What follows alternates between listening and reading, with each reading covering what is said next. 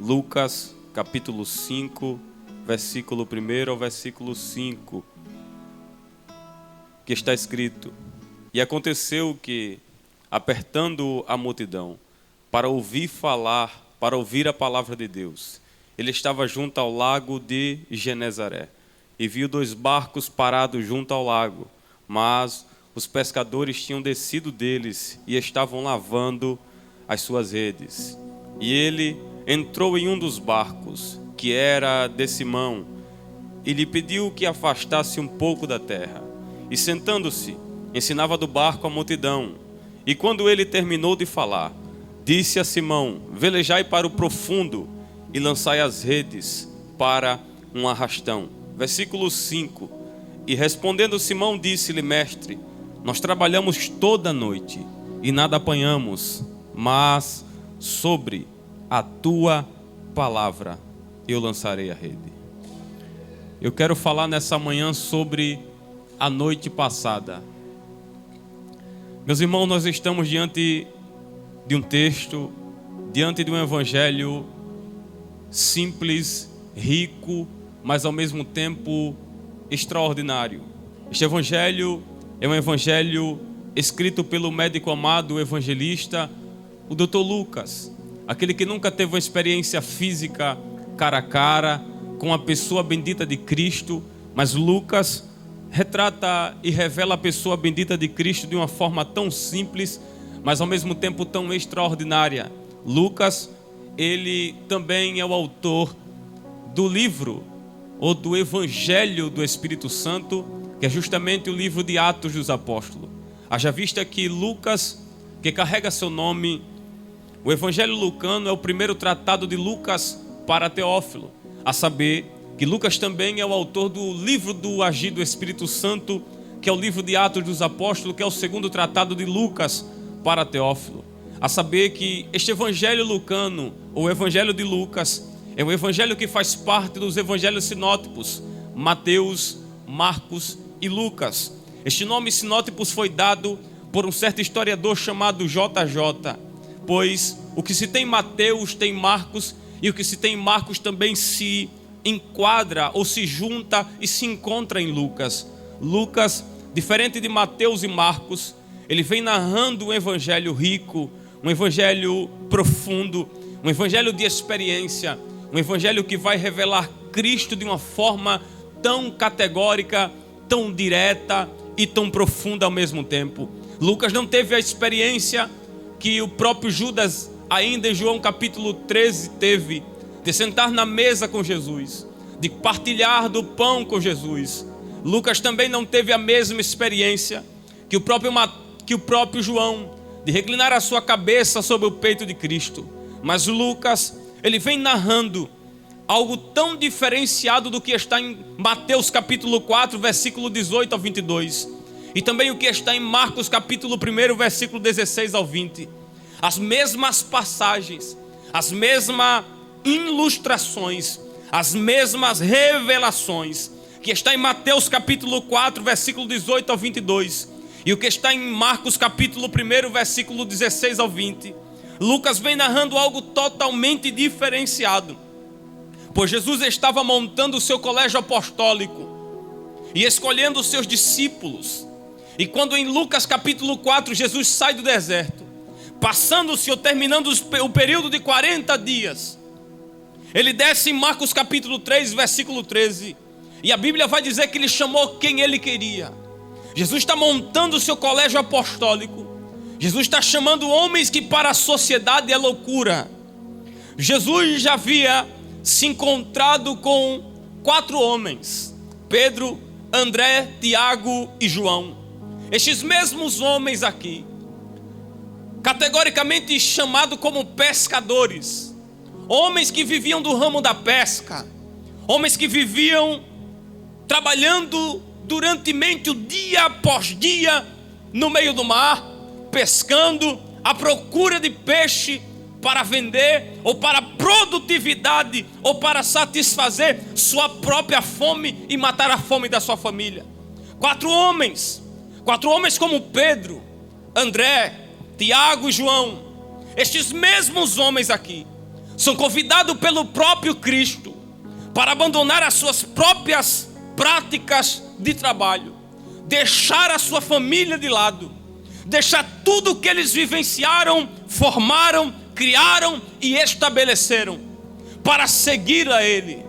Jesus está convidando os 4 homens, Pedro, André, Tiago e João, para ir para Cafarnaum. Quando eles viajam para Cafarnaum com Jesus, Marcos capítulo 1, versículo 21 ao 33, salvo engano, a Bíblia vai dizer que quando eles chegam em Cafarnaum, Jesus vai impactar o coração dos 4 homens. Jesus vai mover o coração de Pedro, André, Tiago e João. Mas o texto vai dizer que eles voltam para as suas próprias vidas.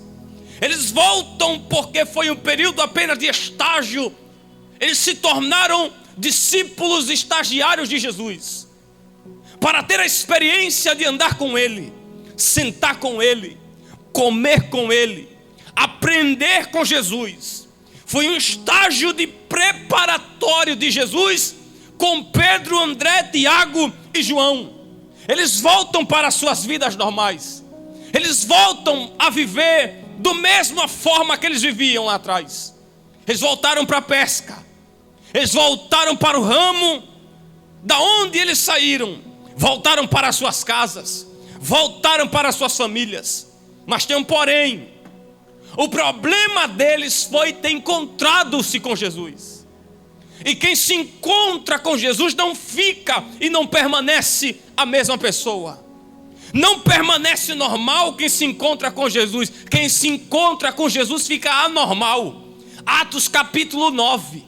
A Bíblia diz no versículo 1 que Paulo, que é o mesmo que Saulo, respirando ameaça de morte contra a igreja, ele se encontra com a pessoa bendita de Cristo no caminho de Damasco, quando ele foi tentar parar o fogo da igreja, o mesmo fogo que o Espírito Santo acendeu em Atos capítulo 2, promessa dita pelo próprio Cristo em Atos capítulo 1, quando ele estava sendo assunto aos céus.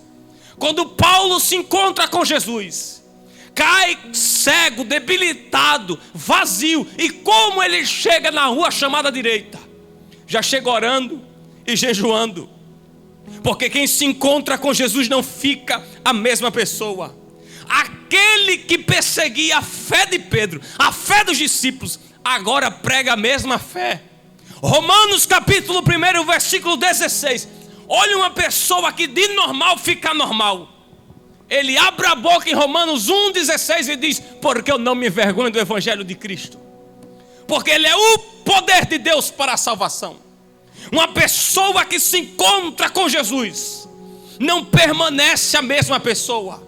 Lucas capítulo 19, versículo 10. A Bíblia diz que Jesus vai entrando em um ambiente, e tem um homem chamado Zaqueu, que trabalhava no ramo das economias daquele lugar. Ele sobe numa figueira braba para tentar ver quem estava vindo. O desejo de Zaqueu era ver Jesus. Ele subiu.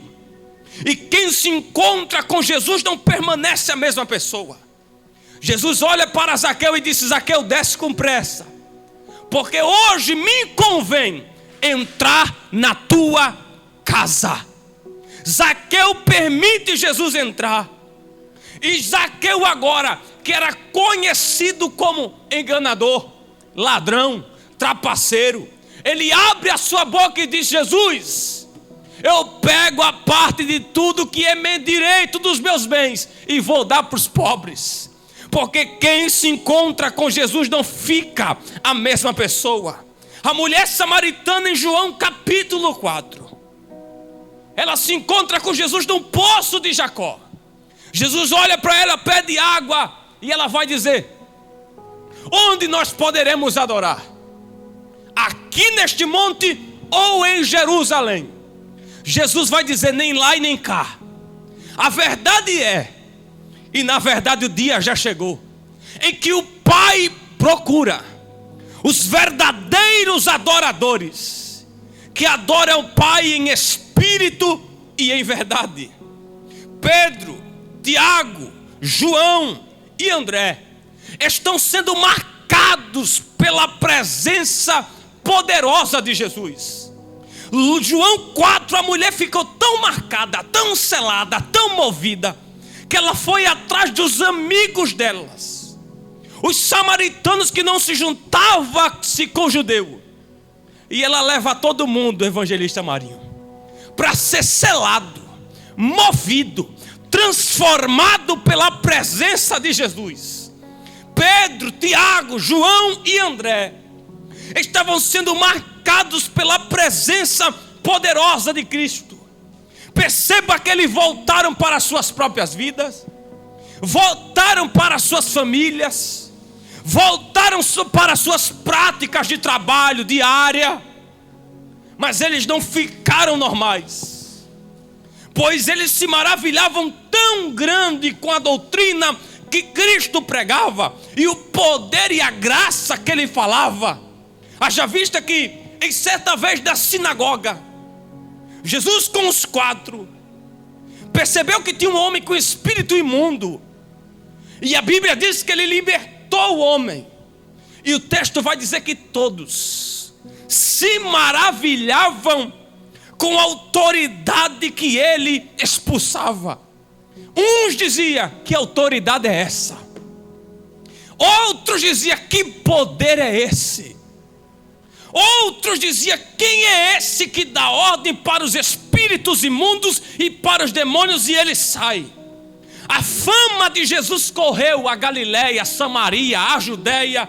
Todo mundo percorria ao encontro de Jesus, porque a fama dele percorre todos os lugares e região que Jesus passava, a fama chegava.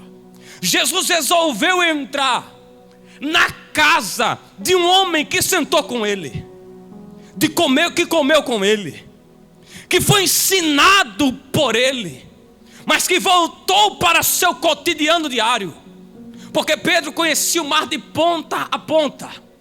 André, Tiago, João, todos pescadores. Haja vista que o que me chama a atenção é que Jesus entrou em Lucas capítulo 4, versículo 30 em diante, justamente dentro da casa da sogra de Pedro. Jesus entra, e Jesus, percebendo que ela estava enferma e estava quase para morrer, que Jesus cura a sogra de Pedro. A multidão amava a Jesus, e todo mundo sabia que ele curava. Todo mundo sabia que todo lugar que Jesus chegasse, o morto ressuscitava, o cego enxergava, o surdo ouvia, o mudo falava. Todos sabiam que o lugar que Jesus entrava, algo era tratado. Logo após Jesus curar a sogra de Pedro, uma multidão de enfermos são trazidos. E detalhe, Jesus curou. A multidão amava Jesus pelo que ele fazia, pelas curas, pelo poder, pelo milagre, ao ponto que não queriam Jesus que saísse do meio deles. É por isso que eu me lembro de Mateus capítulo 14, quando a multidão de enfermos vem atrás de Jesus, e Jesus dá ordem para os discípulos: vamos sair daqui, porque Jesus sabia que eles queriam fazer Jesus do rei no meio deles. Eles queriam a prioridade de Cristo somente para eles. Mas Jesus vai abrir a boca e vai dizer: eu necessito pregar em outras cidades. Vocês não são as únicas pessoas privilegiadas aqui. Tem pessoas que precisam mais de mim do que vocês. Tem pessoas que precisam mais da minha ajuda do que vocês. Mas eu aprendo algo extraordinário aqui. A multidão poderia até amar Jesus pela cura, pelo milagre, pelo poder, mas eles queriam a presença de Jesus constantemente no meio deles. É por isso que o próprio Jesus olhou e disse: ainda que tenha 2 ou 3 reunidos, falando no meu nome, eu estarei no meio deles. Eles não queriam Jesus na segunda, na terça, na quarta, um mês depois deixava. Não, eles queriam Jesus constantemente no meio deles. Jesus necessitou sair. E o texto vai dizer: e entrando Jesus, capítulo 5 de Lucas, e entrando Jesus em Genezaré. Genezaré era uma região ao norte de Israel, que ficava à margem do mar da Galileia. Foi lá em Genezaré, onde Jesus, em Mateus capítulo 14, versículo 34, Jesus curou uma multidão de enfermos. Foi lá onde Jesus andou sobre as águas. Foi lá onde Jesus havia passado 2 vezes por Genezaré. A primeira vez que Jesus passa em Genezaré foi quando eles trouxeram homens no leito de cama e Jesus curou. A segunda vez que Jesus passa em Genezaré foi quando Jesus curou uma multidão de doentes em Marcos. Mas dessa vez, uma multidão está indo diante dele. E esta multidão aqui não está à procura de poder, não está à procura de milagre. Essa multidão não quer ver o Jordão abrir.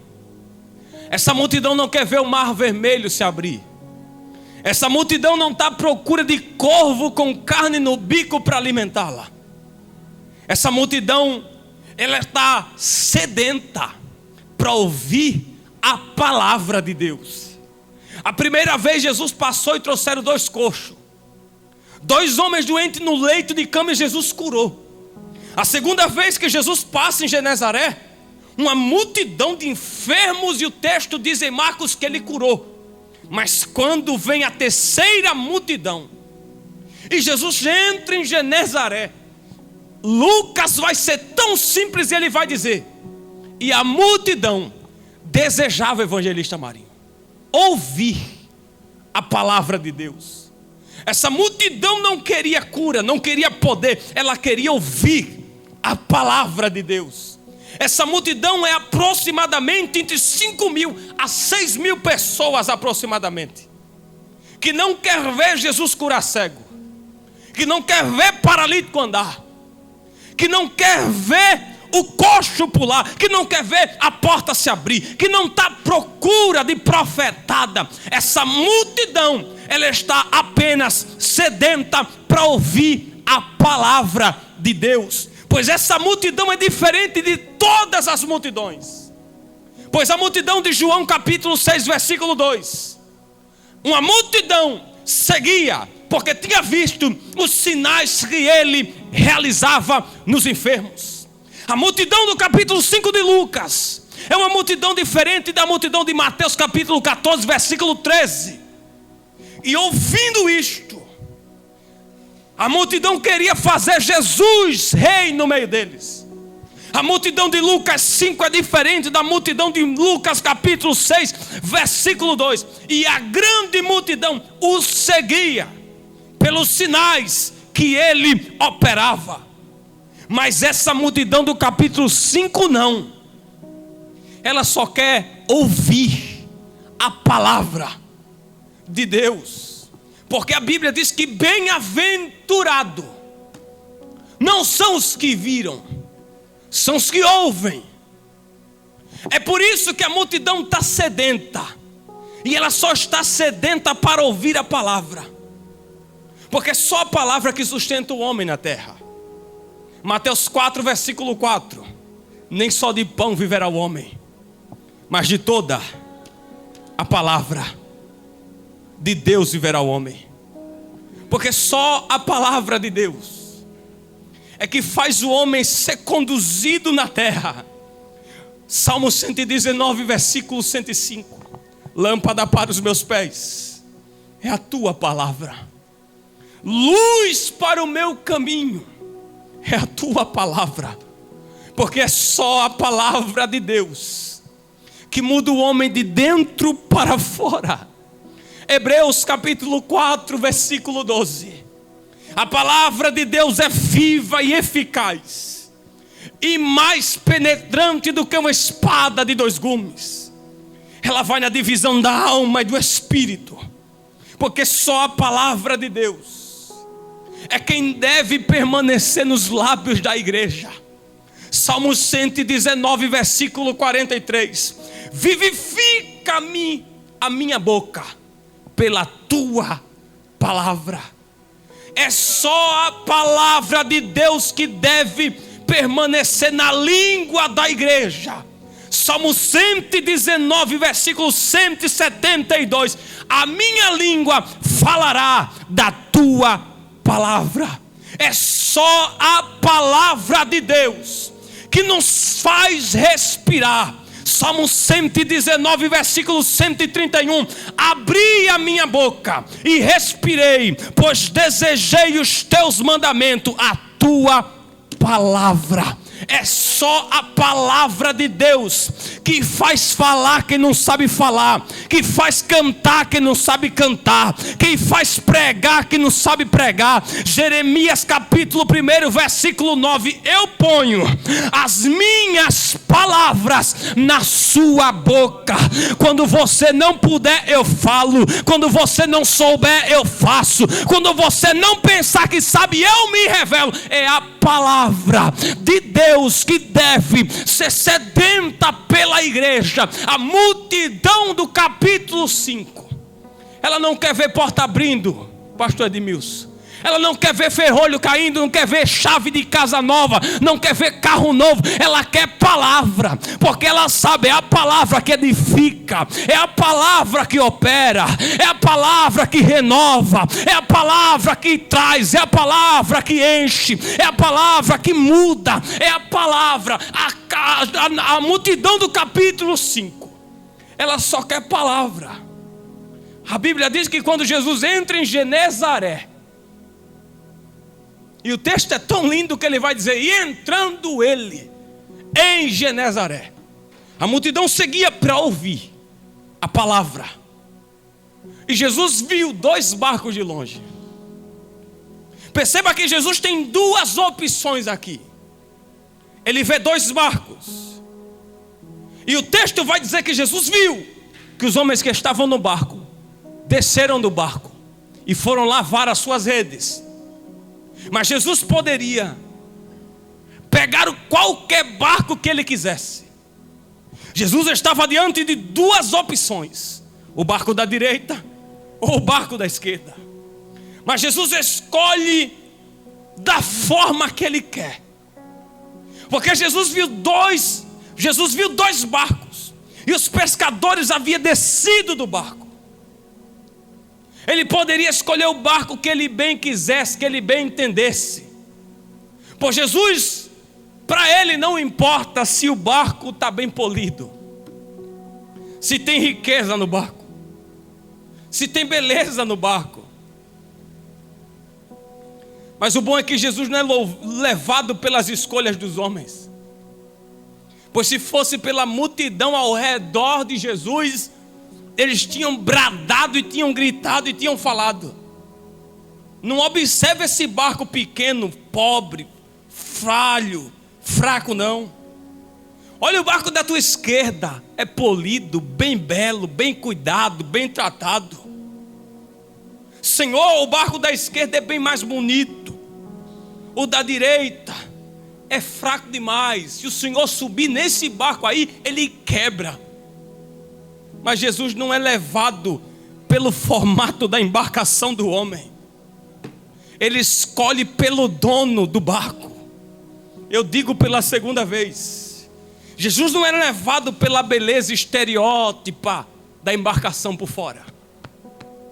Certa vez Jesus olhou para os fariseus e saduceus, ele disse: vocês estão bonitos por fora, vocês estão belos demais por fora, mas por dentro vocês estão como um cemitério cheio de ossos. Porque Jesus, pastor Edmilson, não é levado pelo formato da embarcação, se é bonito, se é polido, se é bem cuidado. Jesus não. Ele escolhe pelo dono da embarcação. Jesus não é levado pela polidez do barco. Jesus não é levado pela beleza do barco. Jesus é levado pelo o barco dá para servir? O barco dá para usar? João capítulo 15, versículo 16. Jesus disse: não foi vocês que me escolheram, mas fui eu que olhei para a embarcação simples da sua vida e resolvi escolher vocês. 1 Samuel capítulo 16. Jessé disse: tem mais ninguém na casa.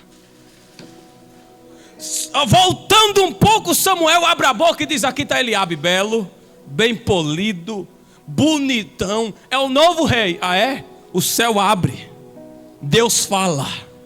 Eu não vejo como vê o homem. O homem vê o que está por fora, Samuel, mas eu vejo o que está por dentro. Porque Jesus não é levado pelo formato da embarcação por fora. Fala bem, prega bem, canta bem. Jesus não é levado pelas aparências dos homens.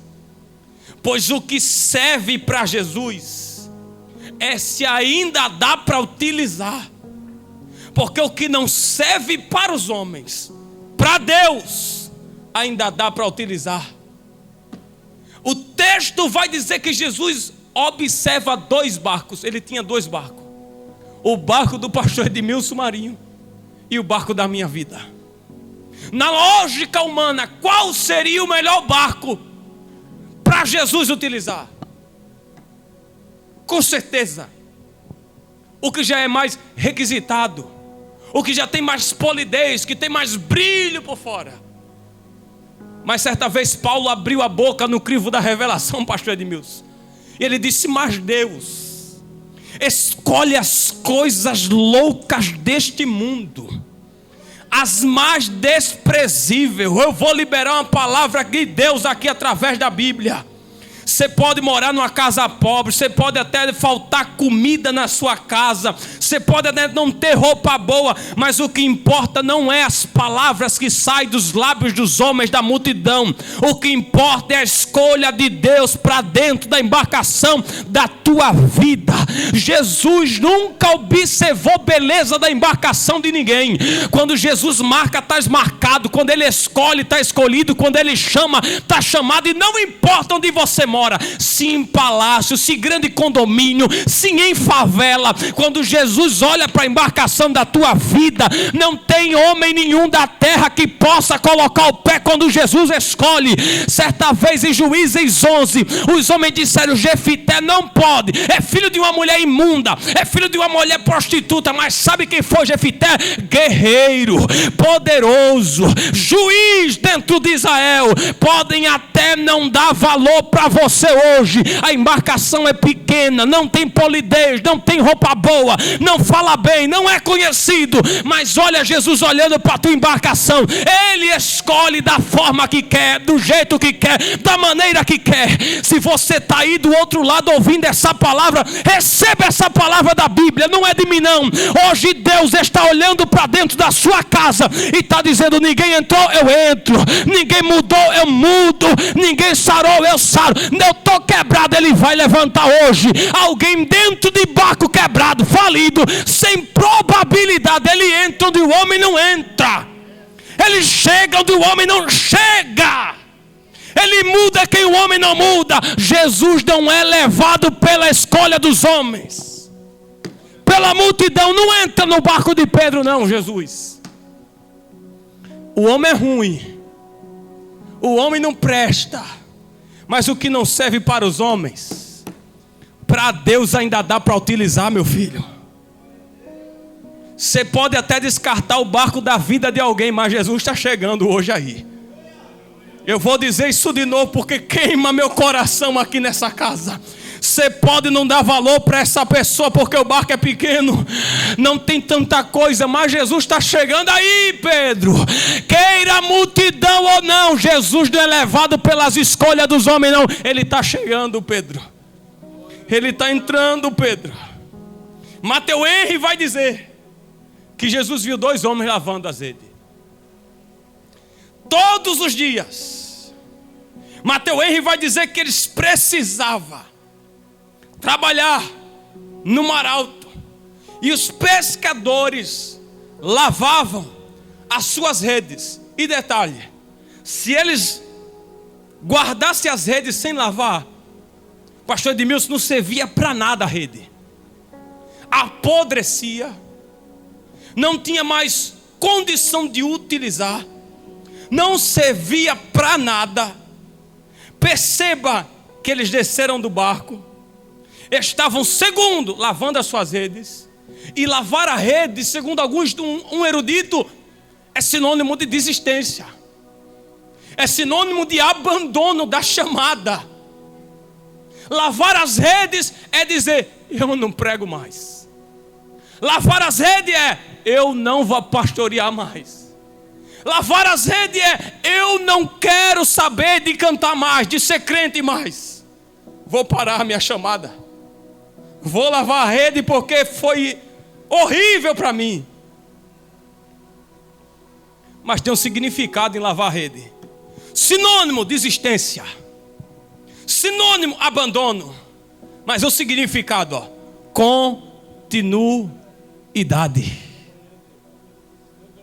O calamachoremai. Tá fraquinho hoje? Tá sem força hoje? Tá pensando em parar hoje? Lavou as redes porque quis, Pedro. Porque a Bíblia diz que o choro só dura, meu filho, uma noite, mas no outro dia vai ter alegria. Você pode lavar as redes hoje e dizer: acabou, pastor Edmilson, está aqui minha credencial de obreiro, quero saber de nada não. O problema de Pedro foi ele ter lavado a rede. Lavar a rede para Pedro foi, acabou. Mas para Deus era, continua Pedro. Lavou, já era. Conheceu o reino, acabou-se. Entrou no evangelho, meu filho, não dá para parar mais não. É do céu para lá, é daqui para cima, não tem como parar mais. Nós somos seres humanos e como seres humanos todo dia a gente pensa em parar, pensa em desistir. Mas quanto mais a gente pensa em parar, eu lembro de Jeremias 20, versículo 9. Quanto mais eu penso em parar, a tua palavra queima aqui dentro, como se fosse o fogo devorador. Quero parar, mas ela queima. Quero desistir, mas ela me faz continuar. Calamachorremeia. Quero desistir da chamada. Estão me pisando, ninguém me valoriza. Tem problema não, lavou a rede, acabou-se. A chamada vai continuar queimando manhã, de tarde e de noite. Se deixar ela queima até de madrugada, mas você não para. O problema de Pedro não foi ele ter descido da embarcação. Não foi ele ter se frustrado a noite passada. O problema de Pedro foi ele ter ido lavar as redes. Para alguns historiadores, lavar a rede é sinal de desistência, de abandono. Mas o significado é continuidade. Você queria parar, mas não vai. Deus me trouxe aqui para dizer para você que no meio desse caminho de trabalho, de dor, de crise, Deus está hoje forjando a tua chamada e você não vai parar. A tua mente diz acaba e Deus dizendo continua. A tua mente diz desiste desse casamento e Deus dizendo não pare, continue. Quanto mais você pensa em parar, mais Deus te empurra. Lembra de Lucas capítulo 4 e Jesus saindo das águas do Jordão, o Espírito conduziu Jesus para o deserto. Está doendo, Pedro, eu estou te conduzindo, continue. Está pisado, Pedro, continue. Não é sinal de desistência, é de continuidade. Se você pode aí mesmo na sua casa, vire para essa pessoa que está do seu lado. Se você está com a sua esposa do lado ou com o seu esposo, ou até com seus filhos, diga para ele: eu não vou parar. Posso até cambalear, mas desistir não vou. Podem até me ferir, mas desistir não vou. Já viu quando uma mulher está na cozinha, quanto mais ela bate o tempero, o que acontece? O cheiro exala. Então pode bater, eu vou continuar. Pode pisar, vou continuar. Pode perseguir, quanto mais Faraó disse: diz o povo, senão esse povo vai ser maior do que nós. Pois é, a obra redentora foi de Cristo, e quem começou a boa obra, disse Paulo em Filipenses, é fiel para terminar. Ele não terminou, Pedro. Vai ter vale, vai ter deserto, vai ter crise, mas também vai ter manancial de água. É continuidade, não é desistência. O ano está acabando e Deus está dizendo: continue. Sua chamada foi depositada pelo próprio Deus. Você queria parar de estar no departamento, aí você se lembra como é bom quando o fogo pega lá. Você queria parar de desistir e orar pelos filhos, mas você lembra que passou 9 meses carregando uma criança no ventre, e você ora. Você queria parar de estar na igreja e mudar de igreja, e chega no outro canto e você não se adapta e volta para o mesmo lugar. Você queria desistir de casamento, mas se lembrou dos melhores momentos que você passou. Pois é, desistir não dá não. Ura mais. Estou lavando a rede, mas não vou parar. Estou lavando a rede, mas não vou desistir. Não tem problema lavar a rede. O problema é pensar que a rede é sinal de desistência, mas é de continuidade. 1 Reis, capítulo 19. Elias foi para o deserto de Berseba, pastor Edmilson, lavar as redes espirituais da sua vida. Em pré-depressão espiritual, antes de entrar na caverna, Elias sentou debaixo do pé de zimbro, e o texto diz que ele orou e disse: me mata. E ao invés da morte chegar, quem chega é o dono da vida, e diz: Elias, come e beba, rapaz. Está doendo? Está pensando em desistir da rede? Vai não. Tem continuidade, é hora de você parar, continue. Jeremias capítulo 29, versículo 11. Olha o que Deus falou para Jeremias: eu bem sei os pensamentos que eu tenho a vosso respeito, diz o Senhor. Isaías 55, 8 e 9. Eu amo falar isso, porque assim como os céus são mais altos do que a terra, assim são os meus caminhos, maiores do que os vossos caminhos, e o meu pensamento é muito maior do que o vosso pensamento. Ele entrou dentro do barco de Pedro, e outra coisa, não pediu opinião para ninguém. Pedro, o pescador, Pedro, Bar-Jonas, filho de Jonas, ele entrou sem pedir licença. Diferente de Apocalipse capítulo 3, versículo 20, que quando diz que eis que estou à porta e bato, e aquele bato ali é para a salvação. Mas Jesus entrar sem pedir licença significa urgência de chamada. Perceba que Jesus já havia andado com Pedro. Pedro já tinha tido um relacionamento com Cristo. E depois que Jesus curou a sogra dele, Jesus vem impactando ainda mais a chamada da vida de Pedro. O Pedrão agora percebe que Jesus entra dentro do seu barco, e ele entrou sem pedir licença. 1 Samuel capítulo 3, versículo 1. Pela madrugada, o próprio Deus entra dentro do quarto de Samuel. Samuel, antes que a lâmpada de Deus se apague. Quando ele chama, ele não pede licença. Jeremias capítulo 1. E o Uquias disse: vai ser meu sacerdote. Deus chega quebrando primeiro os paradigmas da chamada de sacerdote de Uquias para Jeremias, e diz: antes que eu te formasse no ventre, eu te conheci. E antes que saísse da madre, eu estou todo arrepiado aqui. Deus, quando ele pede licença em Apocalipse 3:20, é para salvação. Mas quando ele entra no barco de Pedro, é urgência de chamada. Porque Jesus ama peça ruim, pastor Edmilson. Quem era Pedro?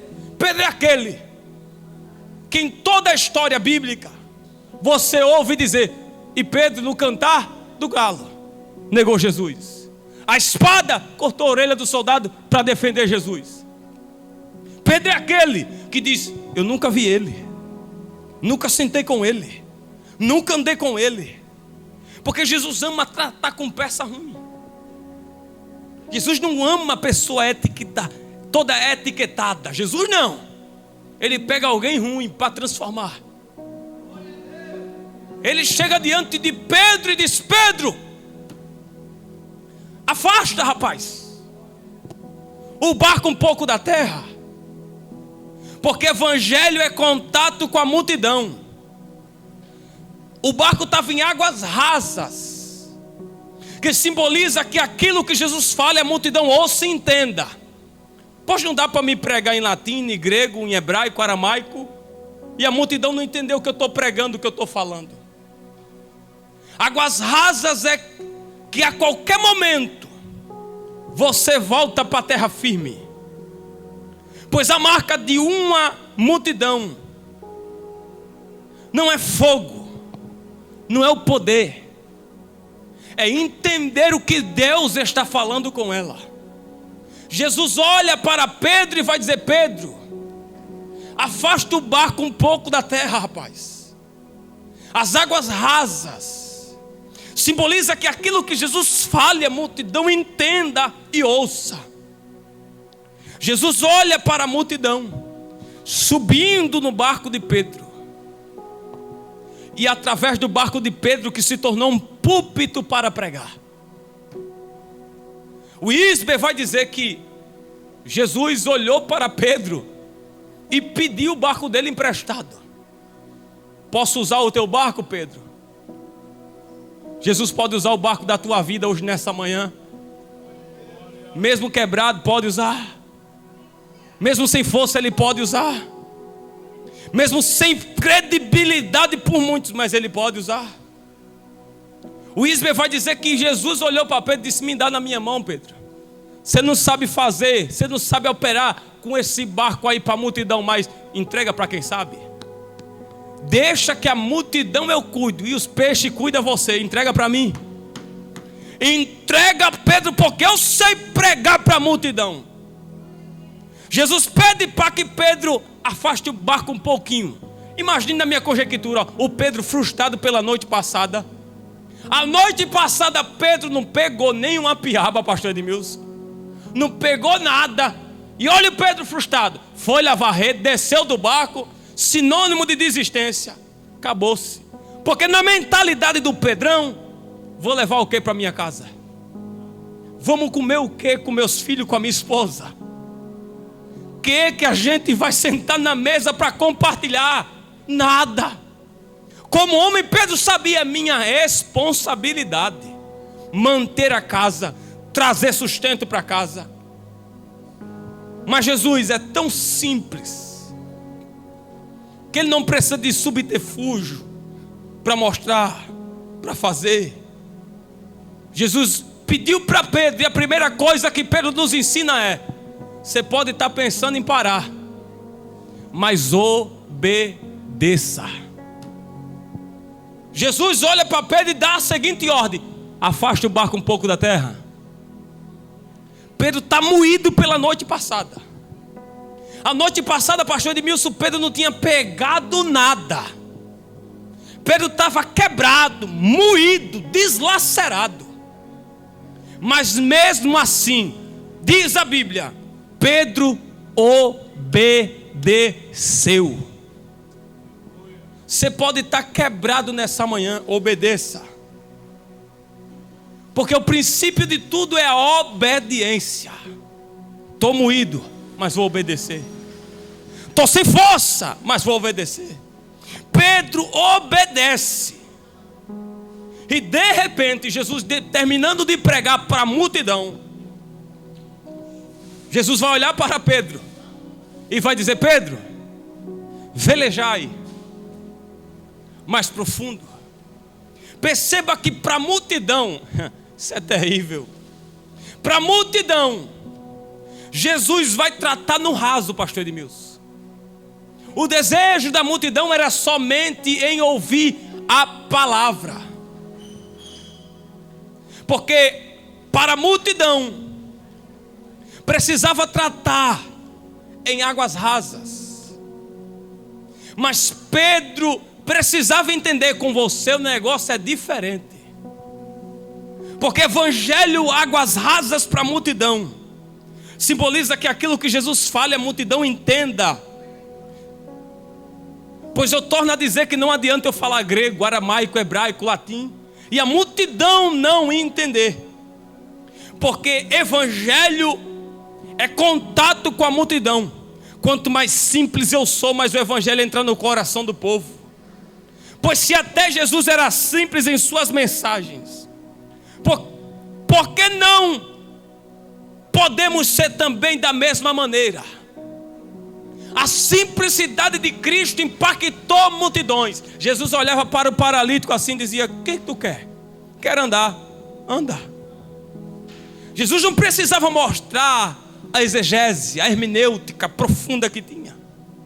A simplicidade do evangelho de Cristo trouxe impacto para a multidão.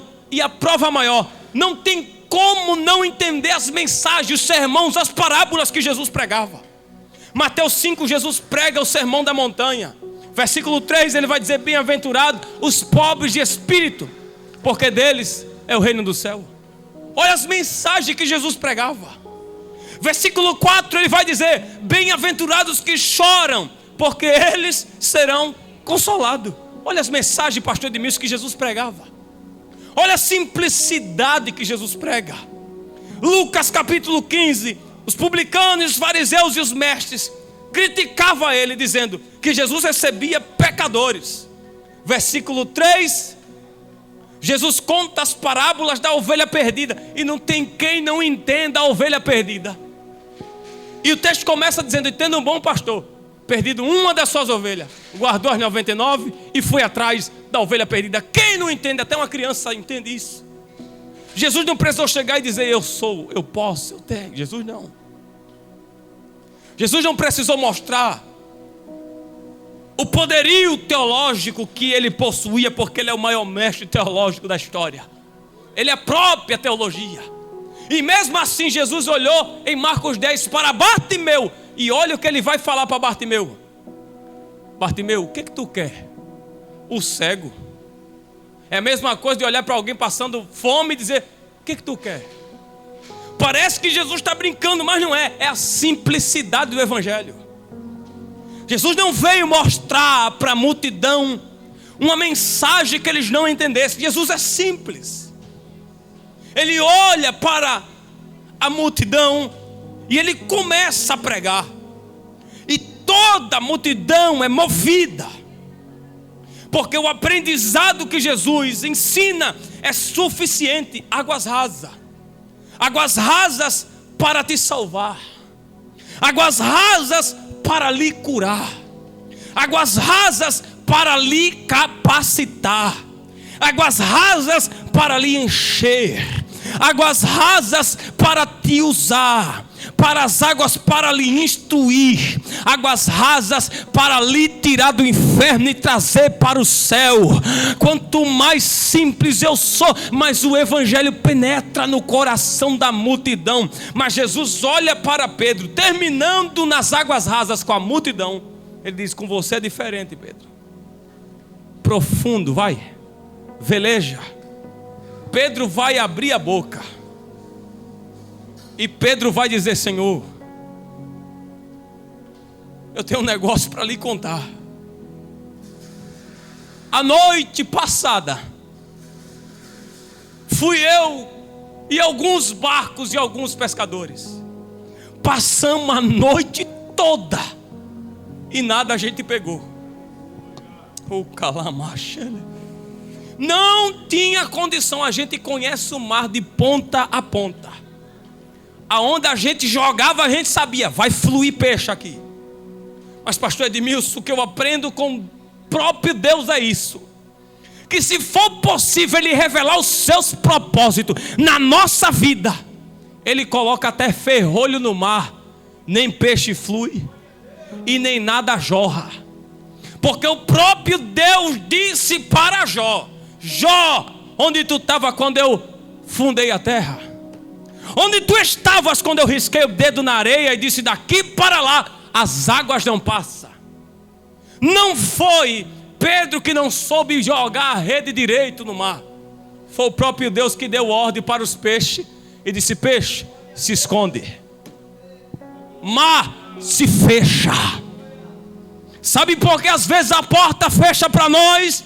É Deus querendo revelar: eu tenho coisa muito maior para tratar na tua história, e será necessário eu fechar uma porta aqui e outra eu vou abrir daqui a pouco ali, porque Hebreus vai dizer que o justo ele vive pela fé. Você não está vendo hoje peixe florando não, mas daqui a pouco, meu filho, vai ter um cardume de peixe na tua rede, e vai ter até pessoas que não acreditavam, vai jogar a rede contigo também, ó, e vai te ajudar. O problema aqui não foi o Pedro que não sabia jogar a rede, ele era profissional no ramo.